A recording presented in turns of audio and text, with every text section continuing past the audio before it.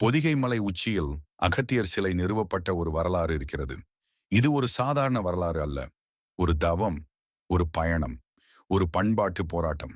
பொதிகை மலையை தமிழகம் வழியாக தற்போது அடைய முடியாது. கேரளம் வழியாகத்தான் செல்ல முடியும். கடல் மட்டத்திலிருந்து 6122 அடி உயரத்தில் இருக்கிறது பொதிகை மலை.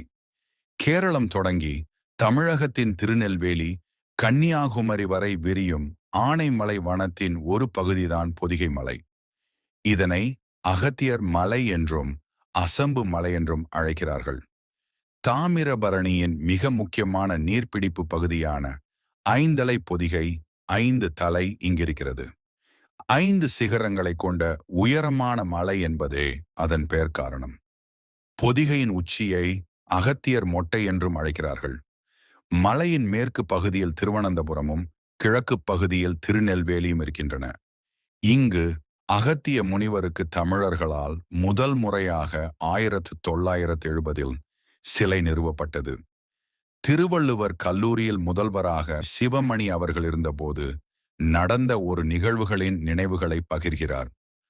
51 ஆண்டுகளுக்கு முன், அதாவது மே 1, 1970 நள்ளிரவு 1 மணிக்கு என்றுமுள தென் தமிழ் இயம்பி இசை கொண்ட அகத்தியர் வாழ்ந்த பொதியமலை உச்சியில் அவரது சிலையை எங்கள் தலைமையில் சென்ற குழுவினர் நிறுவினோம்.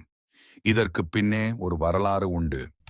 1970 கிரித்தவ ஆர்வலர்கள் பொதியமலை உச்சியில் ஒரு சிலுவையை நட்டு அதன் அருகில் செயின்ட் ஆகஸ்டஸ் பீக் என கல்லிலே பொறித்து தமிழ் பண்பாட்டு தடத்தை சிதைக்க முற்பட்டனர். இச்செய்தி மலைவாழ் மக்கள் வழியே எங்களுக்கு தெரிந்தது. பொறியாளர் சுந்தரம்பிள்ளை போன்ற உள்ளூர் பெருமக்கள் பலருடைய ஒத்துழைப்புடன் காவல்துறை, நீதித்துறை வழியே உரிய நடவடிக்கை எடுத்து சிலுவை அகற்றப்பட்டது. அதற்கு பின்னர் இனியும் இது போன்று ஒரு பண்பாட்டு படையெடுப்பு நிகழக்கூடாது என்ற நினைப்பில் சுந்தரம்பிள்ளையின் வீட்டு முற்றத்தில் 3 ஆண்டுகளாக இருந்த அகத்தியர் சிலையை மலை உச்சியில் நிறுவலாம் என்றேன். அதை ஏற்று உரிய ஏற்பாடுகள் செய்து முடிக்க 3 திங்களாயின. இடையில் மழைக்காலம் குறுக்கிட்டது. மலை ஏறுதல் அவ்வளவு எளிய செயலன்று. வேனில் வரட்டும் என்று பொறுத்திருந்தோம். அதுவரை பொறியாளர் சுந்தரம்பிள்ளை வீட்டு வளாகத்தில் இருந்த சிலையை பொதுமக்கள் வழிபாடு செய்து வந்தனர். வேனிலும் தொடங்கியது. முதலில் நாங்கள் 20 பேர் மட்டுமே மலையுச்சிக்கு சென்று சிலை நிறுவுவது என்று திட்டம். நானும் சுந்தரம்பிள்ளையும் மலையுச்சிக்கு செல்கிறோம் என்று கேள்விப்பட்ட ஆண், பெண் 70 தாங்களும் வருவதாக வேண்டினர். 30 ஏப்ரல் 1970 விடியல் 4 மணிக்கு புறப்பட்டோம். 10 கிலோமீட்டர் காரையாறு தாமிரபரணி நீர்த்தேக்கம் வரை பேருந்து பயணம். படகில் சென்று அக்கரையை அடைந்தோம். அங்கிருந்து மலைக்காட்டு வழியே நடைபயணம். 7 மணி அளவில் கன்னிகட்டி பண்ணை சேர்ந்தோம். 8 மணிக்கு குழு புறப்பட்டது. அதன் பின்னர் செடி கொடி அடர்ந்த கரடு முரடான ஒற்றையடி பாதை. 30 கிலோமீட்டர் சுற்றி வளைத்து செல்ல வேண்டும். புலி, சிறுத்தை, மான், மலைப்பாம்புகள், அட்டைகள், 3 காட்டாறுகள், செங்குத்து சரிவுகள். மாலை 5 மணிக்கு உச்சியை அடைந்தோம். 150 அடி செங்குத்தான பாறை. கயிறு கட்டி கனமான சிலையையும் மேலே கொண்டு சென்றோம். அந்த பாடு சொல்லி முடியாது. இரவு மழை பெய்தது.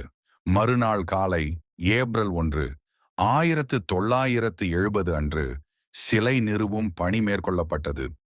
1970 நிறுவப்பட்ட சிலை பின்னர் சேதமடைந்தது. 1985 பிறகு கேரள அரசு புதிய சிலையை பிரதிஷ்டை செய்தது. ஹெலிகாப்டர் மூலம் சிலை கொண்டு செல்லப்பட்டது. ஆனால் மேகக்கூட்டங்கள் உச்சியை மறைத்தன. 2 நாட்கள் நடந்துதான் அகத்தியரை தரிசித்தார்கள். இந்த மலைக்கு உடல் பலம், மன உறுதி, ஈசன் அருள் இருந்தால் மட்டுமே தரிசனம் கிடைக்கும். அகத்தியர் தவம் புரிந்த இந்த பொதிகை மலை, உடல் களைப்பு, மனச்சோர்வு அனைத்தும் ஒரு நொடியில் மறைந்து விடுகிறது. ஆன்மீகம் ஒரே நொடியில் அனுபவிக்க முடியாது. காடுகள், மலைகள் ஏறும் பொழுதே கர்மா அழிந்து விடுகிறது. அகத்தியர்